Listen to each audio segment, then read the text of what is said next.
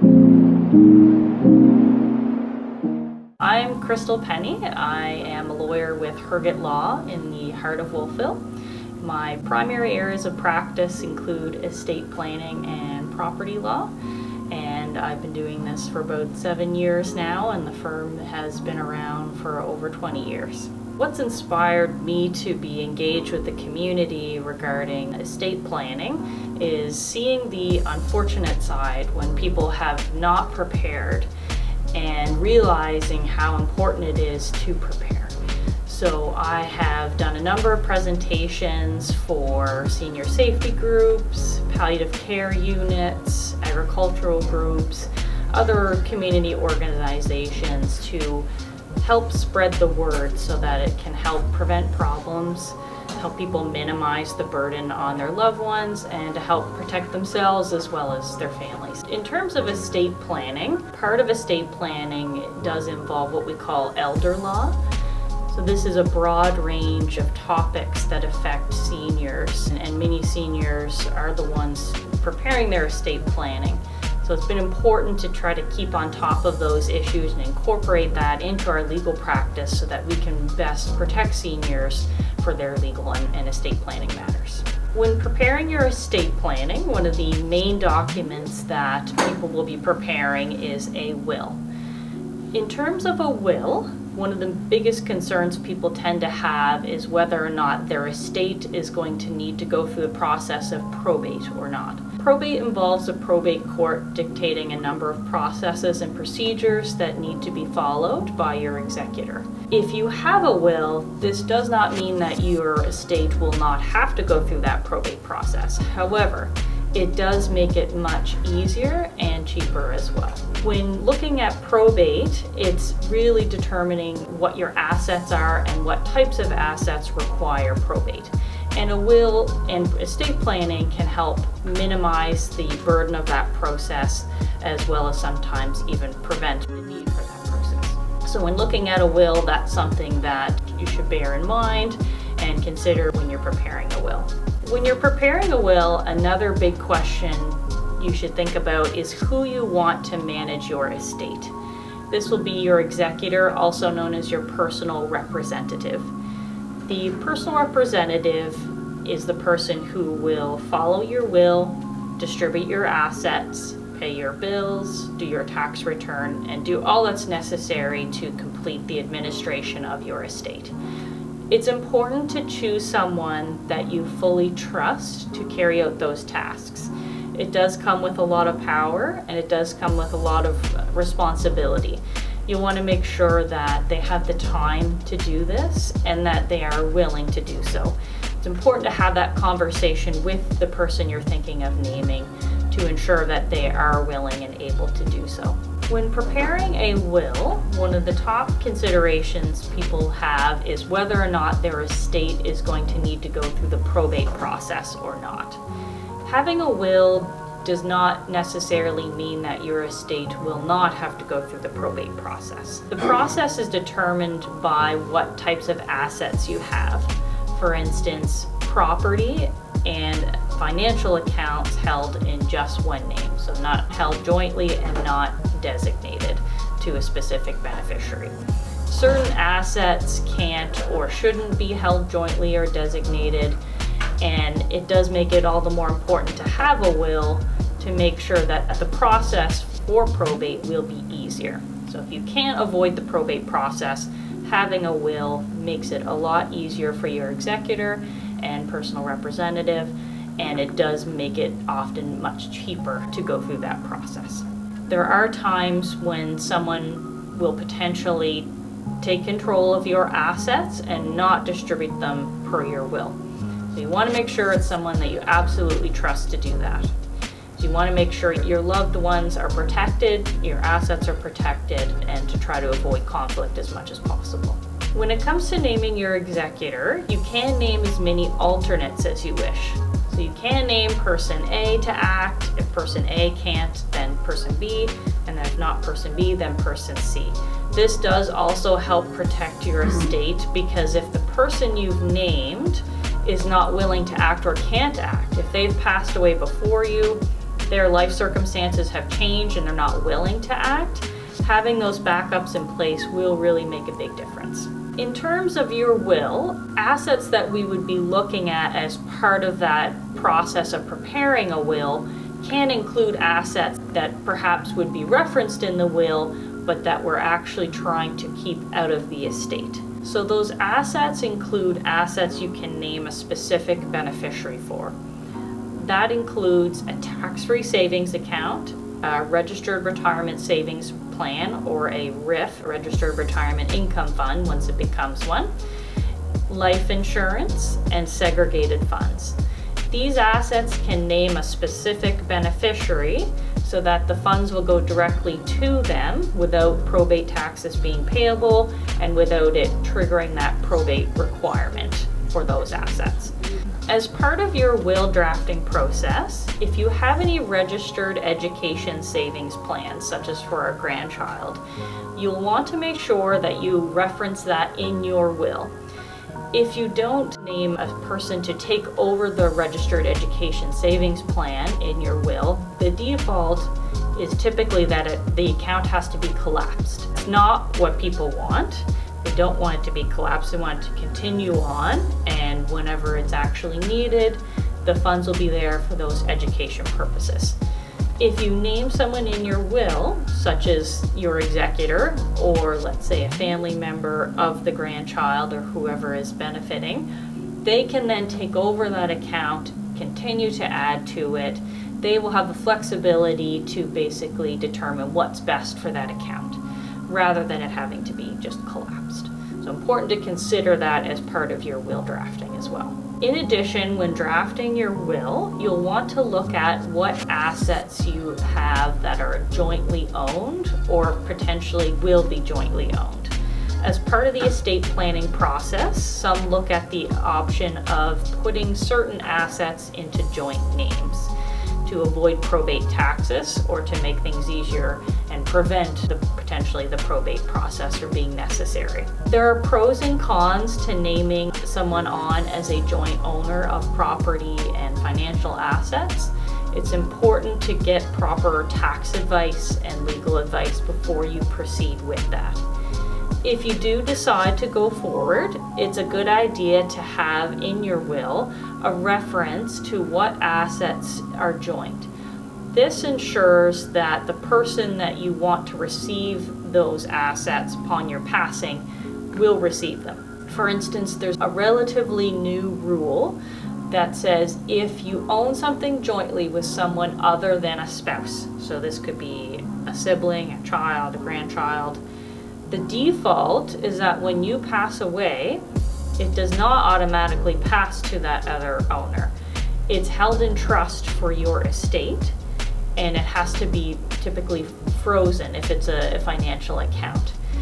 So if the intent is that the asset will pass to them automatically, and you want to avoid probate, you're trying to protect that asset by putting them on as a joint owner, you should definitely reference that in your will to ensure that that shows what your intent is. You can avoid that default by naming that person in your will and stating that any joint assets that you own with them are to pass to them by survivorship.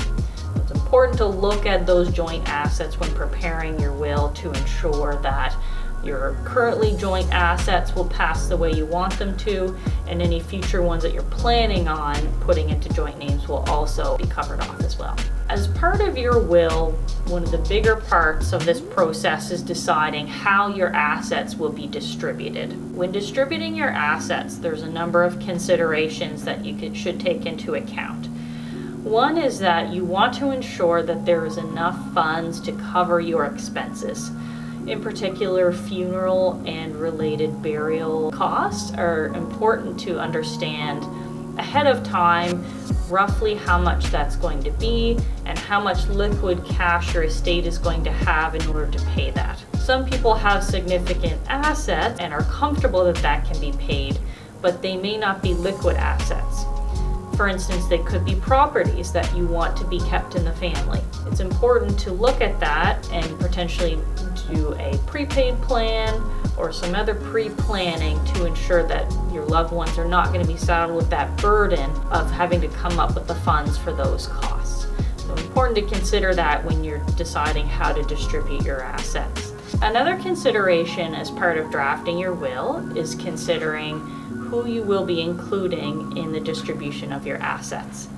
If you decide to exclude someone, you should know that there is a piece of legislation that states that a spouse, being a legally married spouse, or children, being biological or legally adopted children, can make a claim against your estate if they feel they have not received an adequate share. An adequate share is not defined in the Act. It's important to consider this when deciding how to distribute your assets. There is the common belief that if you at least give them $1, that will be sufficient to meet that requirement. That is not the case according to case law. They look at the individual circumstances for that person and that estate. In particular, the ability to make the claim is not prohibited by how wealthy that person is, how close you have been, such that there could be very legitimate reasons why you want to exclude this person, but it doesn't stop them from being able to make that claim. It's important to keep that in mind and consider that to try to look at ways to try to prevent a claim or to provide some evidence that will allow your estate to defend if necessary. You may want to consider charitable donations as part of your will. There are many benefits to that, including the benefit to the charity itself and including in the distribution of your assets, including this benefit to a charity that perhaps is near and dear to your heart. The benefit in terms of your estate as well is that there are significant tax benefits for including a charitable donation, particularly where your estate may have significant capital gains. So some will actually increase the charitable donation that they had been thinking of based on how much tax they think is going to be payable. So this will actually benefit the charity in a greater way and also save your estate money in a greater way. It's a win-win situation for both sides. When preparing your will, if you have minors that are going to be included in your will, so someone who is under the age of majority in the province, it's important to consider, one, how to protect them, and two, make sure that the funds are going to be managed in an appropriate way. For instance, if you feel that having them receive a large sum of money as soon as they turn 19 would not be appropriate, you can set out the terms to who basically state what you would prefer to happen on that distribution. For instance, if the person that you're naming is a grandchild who's currently 10 years old, and you want to specify that those funds be used for educational purposes or medical purposes if necessary, perhaps you want the trustee to be able to use those funds for their benefit before they turn the age of majority or before they turn the age that you would want them to get the funds. So you can add that flexibility in and also make sure that what your wishes are for those funds will be followed. If one of your beneficiaries in your will is someone who has a disability and is receiving government benefits as a result of that disability, a Henson Trust can be set up in your will. This ensures that those assets can go to your beneficiary without reducing potentially the government benefits that they are receiving. So basically your trustee will be able to maximize the amount of money going to that beneficiary without also affecting those benefits. If you don't consider this and they get an outright gift, that could be essentially offset by just reducing the government benefits they receive, which means they're really not getting a benefit from that inheritance. It's important to consider that and also potentially look at other ways that you can provide for that person, potentially outside of your will as well. Sometimes it's a combination of the two. Some assets will go through the will and be set up in a trust, and perhaps some other assets will be set up to be put into a registered disability plan, or other assets that can also be protected and also provide for that person. You may also want to include specific directions in your will. For instance, if you're taking care of a loved one in your home or in their home, for instance, if they're in palliative care or if they're seriously ill, if you want to ensure that the arrangement that you have potentially can continue. So if you've sold your own home and you're living there to take care of them, and you want to ensure that you're going to be able to continue to live there, you want to look at their estate planning as well. And if you're taking care of someone and you've made arrangements and you've kind of essentially built up in your life some changes that has helped to protect them, you will want to make sure that you consider that as part of your estate planning. So if you have another family member living there with you as part of that, then you want to ensure that they can continue to live there after you've passed away. So if you didn't, then technically your estate may have the ability to say that that person has to leave. If that's not what you want, you would rather that loved one or whoever it may be to stay in your home, continue to be provided for in that home, you can spell that out in your will. In Nova Scotia, if you pass away without a will, there are certain defaults as to how your assets will be distributed. If you have a spouse, all will go to your spouse. However, if you have a spouse and children, your estate does not necessarily all go to your spouse. It is actually split up.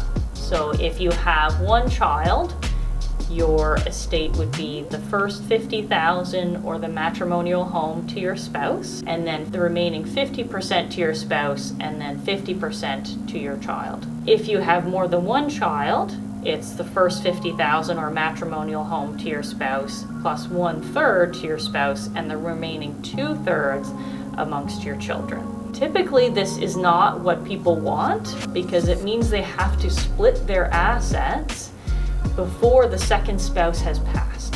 So for instance, if the children are the children of two spouses, then those children are going to receive funds before both parents have passed away.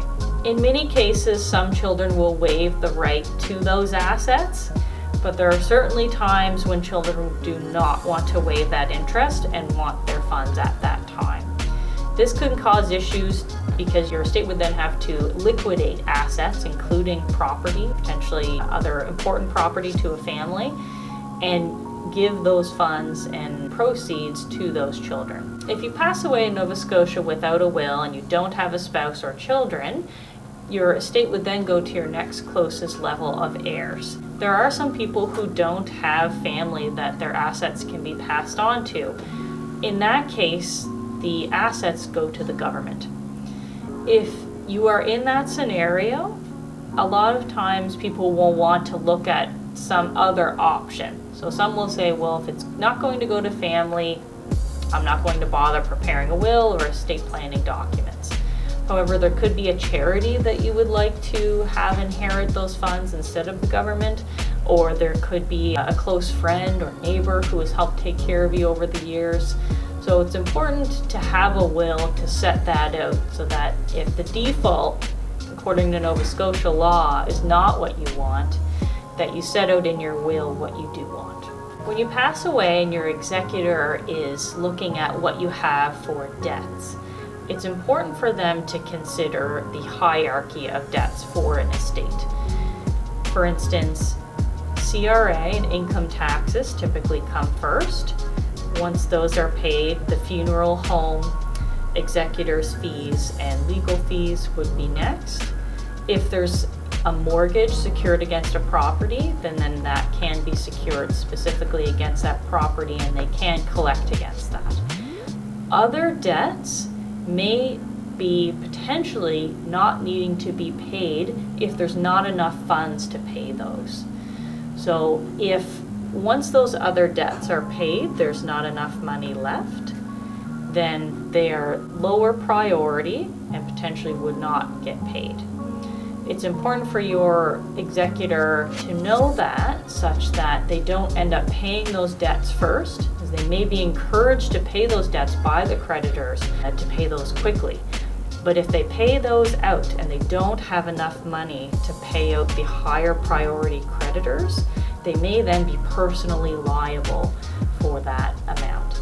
It's important for them to look at that as a whole, get advice on what needs to be paid and what priority things need to be paid in before distributing the rest of your assets. Your power of attorney is another important document as part of your estate planning process. This document is a document that serves to have someone manage your financial and legal related decisions on your behalf. The person acting as your power of attorney must act in your best interest in accordance with your wishes. The person would typically make types of decisions such as paying your bills, doing your tax returns, calling the phone company, calling about power bills or other utilities, and potentially government benefits that you might be receiving or are applying to receive. There are a number of types of powers of attorney. Some are very specific to a specific task, such as selling a house for you, or making certain financial decisions, or even a certain time period where you need the help during a certain time period and you only want that person to act during that time. There's also general power of attorneys, which cover all financial and legal related decisions that a power of attorney would be allowed to make. There are also different types of powers of attorney based on when they can act. So a power of attorney can be set up such that the person can act on your behalf at any time without restrictions other than the usual acting in your best interest and in accordance with the law. This means that it's not restricted upon you being deemed incompetent such that you can't manage your own affairs. So if you're traveling, you're ill, you're in the hospital, no matter what the case, the person will just need to present the power of attorney document and they'll be able to act. There's also the option to set out that they can only act if you are deemed to be incompetent, such that if you can manage your own affairs, then you will do so and they will not be able to act on your behalf. You can also state in your power of attorney that the person can act on your behalf upon your written direction and if you had become incompetent or any periods of incompetency. This gives the flexibility to say that if I'm traveling for a period of time, if I'm in hospital for a certain period of time, or specific things that I want completed, I can give them a direction in writing. This could be a letter signed by you, it could be an email, something in writing to direct your power of attorney as to what you want done. When preparing a power of attorney, there are a number of considerations and issues that need to be considered as part of that process. Some of the considerations are, one, do you absolutely trust the person that you are naming as your power of attorney? It's very important that you trust this person because this role comes with very significant power. They can take everything out of your financial accounts and technically distribute them however they wish. This is fraud and it is against the law. However, they have the power to get access to those funds. They can also transfer properties out of your name and sign without your needing to sign as well. They can also essentially get benefits that are supposed to come to you, fraudulently take those checks or other checks and cash them themselves. It's important that you absolutely 100% trust the person you are naming to help prevent the issue of power of attorney abuse. Another consideration for your power of attorney is the person that you're naming going to follow your wishes? They may think that they know better than you as to what you want and may end up distributing your funds in a different way than what you would want. It doesn't mean that they have ill intent, but if they're not following your wishes, then they're not a good person to choose as your power of attorney. Some will see these red flags when they're having these discussions with them. So they may say, I want you to be my power of attorney. Here's what I would want you to do. And if they start cutting in and saying, oh, actually, no, that's not what you want. Here's what you should do. This is what you should do. You want to ensure that they are going to follow your wishes because they will have the power and access to your financial and other related assets and will be able to pull funds from those accounts and transfer assets without the need for you signing. So although they may not be doing this in a fraudulent manner, they may think it's in your best interest, but perhaps it's not, and perhaps it's against your wishes. So important to have that conversation before you decide whether to name someone as your power of attorney. If you feel that the person you've named as your power of attorney is not acting in your best interest, or you're starting to see red flags that they are perhaps taking funds for themselves, making decisions that are frivolous, essentially are doing things that you are concerned about, you can revoke your power of attorney. You can do this by a written direction, or you can do a new power of attorney that states it revokes any prior power of attorney. It's important to give a copy of the new power of attorney or this revocation to anywhere that might have a copy of the old version. So for instance, if your bank has a copy on file, CRA, Service Canada, Nova Scotia Power, if any of these entities have a copy of your power of attorney on file, it's important to send the new one or the revocation to them so they know that person is no longer authorized to make your decisions for you. But we do get the question a lot of what happens if I do not have a power of attorney. If you don't have a power of attorney, someone would need to apply to be your guardian. This guardianship process is a court process that can take several months and in some cases years to complete. It is an expensive process and it does involve limited powers for the person acting on your behalf. For instance, your power of attorney can set out a number of flexible terms for them and will allow them to sell things without court approval. However, in the case of a guardianship arrangement through the court order, they may be very limited to what they can do, and in some cases will need the issuance of a new order from a court indicating that they have the ability to sell a property, for instance. So it's important, if you want to have someone make your decisions for you in a way that's more flexible, can be done on a more urgent basis, and is in accordance with what you want, that you would spell that out in a power of attorney rather than relying on someone having to apply as your legal guardian. In terms of your estate planning, sometimes your power of attorney document and your personal directive document work hand in hand. The power of attorney is for your financial and your legal decisions during your lifetime, and the personal directive is for your medical and your personal care decisions during your lifetime. You may have different people named in those roles, and that is allowed and is frequently done. However, you'll want to consider that there may be some overlap areas. For instance, whether or not you go into a nursing home. That is a medical decision, but there's also financial considerations as part of that as well. So it's important when you're naming someone for these roles that you understand that they may have to work together to make some of those decisions. They may have to both decide on certain decisions before they can proceed. So for instance, if you've named two different people in these roles, they don't get along, that is going to be a problem where we have some of those crossover decisions. So it's important when you're considering who to name that one, they get along, or two, perhaps you may even want to name the same person if you think that there might be an issue naming someone else. So important to consider that when you're looking at both of those estate planning documents. Once again, my name is Chrystal Penney, lawyer at Hergett Law. Thank you for tuning in today. I appreciate the opportunity to help spread this information to help others. If you're looking for legal services when preparing your estate planning, feel free to call Hergett Law, or you may call the Legal Information Society and they can pair you with a lawyer that will help you with your needs.